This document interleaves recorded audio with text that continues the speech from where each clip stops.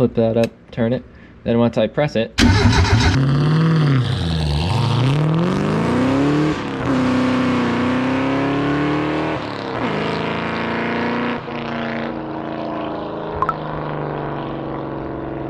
welcome back to another episode of Misplaced Garage. Last, I believe I left off with wiring up the battery, and unfortunately I don't have a negative ground cable yet, so I gotta get one of those. So the wiring is kind of at a halt right now, because for me to test the things that I am connecting and making sure things are getting power, I need to make everything grounded as well, so I can't like test lights without the battery grounded and every other thing grounded, so I can't really test my work as I go through it. So right now I'm going to start on the braking system.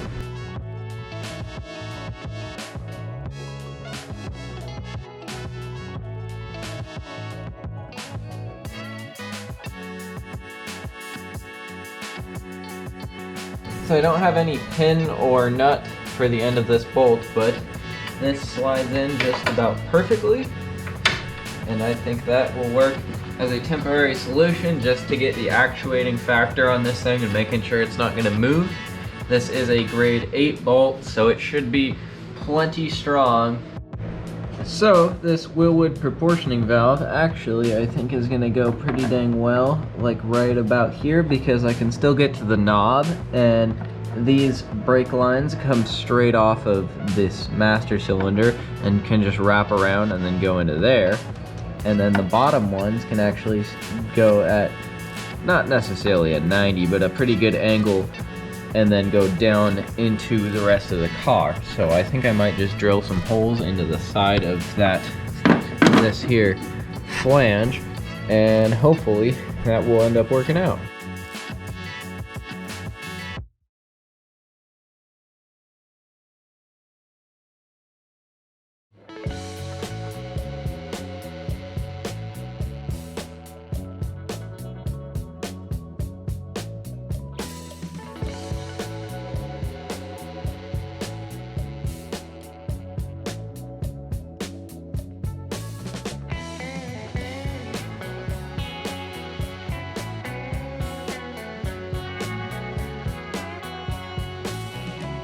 So as you can see here, I got the proportioning valve mounted.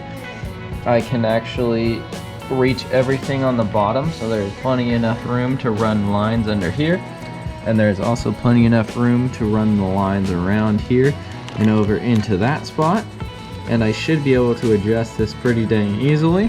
The only thing I'm a little worried about is it does flex a little bit, so I may actually have to brace it from the other side or something to that effect. I'm not too worried for it right now, but in the future I may have to brace it. This is my first time actually making brake lines, so honestly don't take the information that I tell you seriously, because I don't know if it is correct or not, but I'm going just based off of how I think it should be done.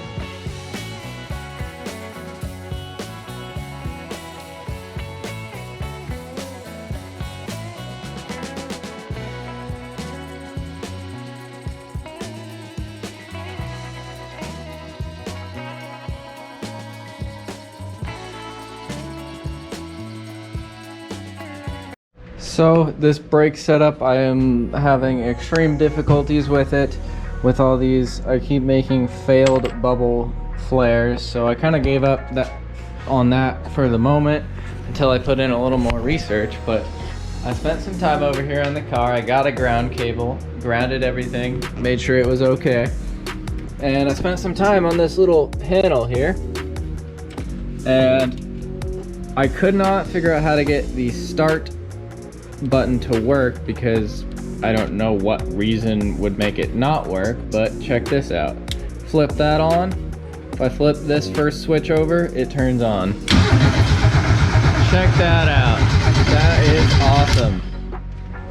I am super stoked on that. That's the first sign of this vehicle ever running, and I am extremely happy right now. I got the car to turn over with this switch, but unfortunately I think I just blew up the switch because I couldn't figure out how to wire the starter button, but now I understand because I researched a little bit and understand that I was only lighting up the light and not the actual starter itself, so I find that kind of interesting. But anyways, I think this switch might have blown up, but that's okay, the switches are cheap. Now I know the car will turn over, so now I'm going to wire up this. As you can see, I already got that switch wired up, but I may have to alter them a tiny bit, I don't know yet.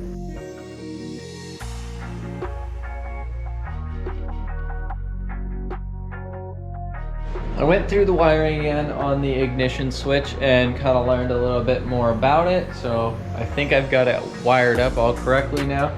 I've got the negative terminal on the battery once again. I also grounded the engine to the frame, and the negative terminal goes to the frame as well, just because technically it is a polyurethane motor mount. It needs a ground. That's a pretty small ground, but it should suffice for now. Over here, ignore that. I don't have heat shrink large enough for that, but flip this little thing up. Light comes on, both lights come on. I think that's pretty cool. Flip that up, turn it. Then once I press it, the engine actually turns over.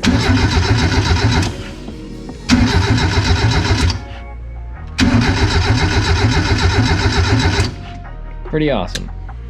Alright guys, so this transmission comes with obviously backup lights, and I've got these two down here, and I've got these two wires right here.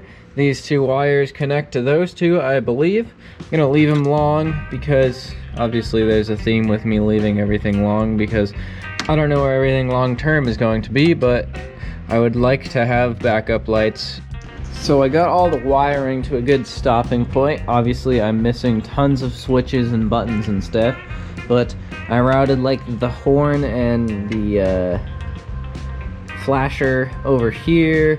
I've obviously got to hook up some blinkers because I do have a blinker stock here, so that will be awesome to utilize the original one. I've got lots of gauges and stuff to here.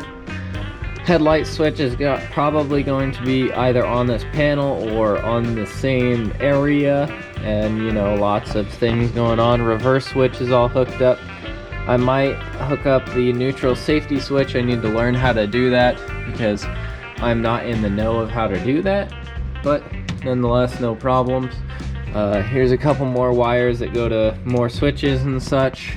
Cruise control is that pink one down there. I'm not going to be using that. The rest of that is like AC and heat controls, and I'm not going to be using that right now either. I wish I could have got some brake lines complete, but this tool seems to not do anything for me. I can't get a single decent flare out of it, and I'm not sure why. I emailed Weber's customer service, and they kind of gave me the runaround and didn't tell me any information that I didn't already know, so I'm not sure what to do, because this was a expensive tool and I can't return it now because Weber is extremely weird and they won't help me out at all because I bought it through Amazon rather than their website, and they're all very specific about the way they do stuff, so I don't understand. Anyways guys, if you liked the video and you like seeing me go through all this wiring and trying to understand stuff and engine swapping a Triumph Spitfire with a Miata motor, please like, consider subscribing, and I will see you in the next one.